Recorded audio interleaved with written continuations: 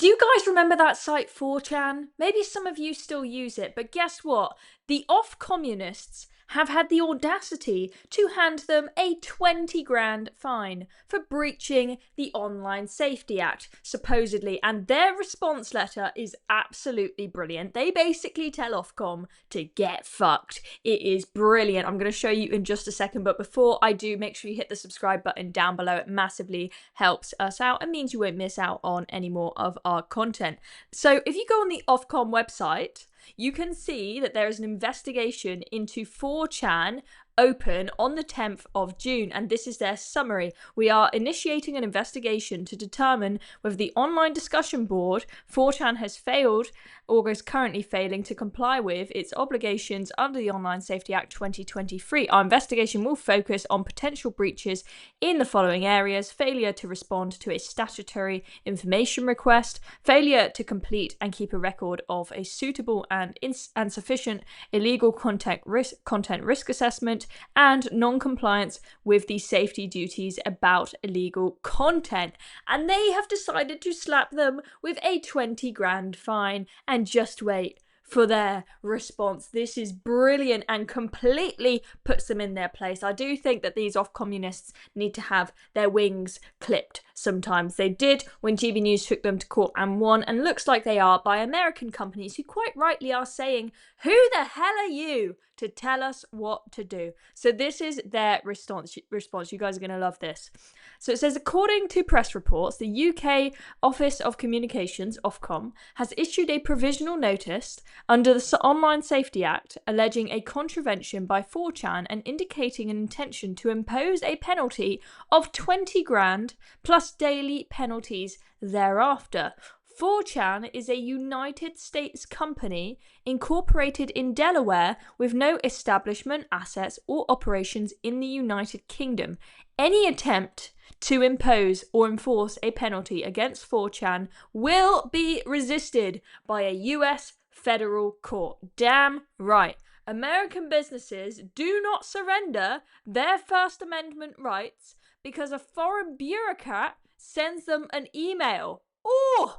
Under settled principles of US law, American courts will not enforce foreign penal fines or censorship codes. Woo! Hell yeah, America. If necessary, we will seek appropriate relief in US federal court to confirm these principles. United States federal authorities have been briefed on this matter. The Prime Minister, Sir Keir Starmer, yeah, they're going to go for Starmer, hell yeah, was reportedly warned by the White House to cease targeting Americans with UK censorship codes, according to reporting in the Telegraph on the 30th of July. Despite these warnings, Ofcom continues, the audacity of this lot, honestly, continues its illegal campaign of harassment against American technology firms. Oh, they are really going for them. I am loving this. A political solution to this matter is urgently required, and that solution must come from the highest levels of American government.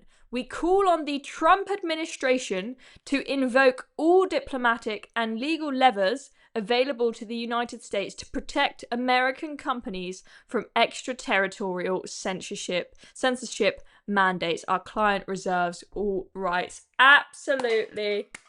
Oh, fantastic. Completely put those off-communists in their place. Are they out of their mind trying to find an American company that doesn't operate at all in the UK? Who do you think you are, Ofcom? Getting a little bit big for your boots, are you? Honestly, this Online Safety Act, it is completely unworkable given that, you know, most social media companies are operating from the United States.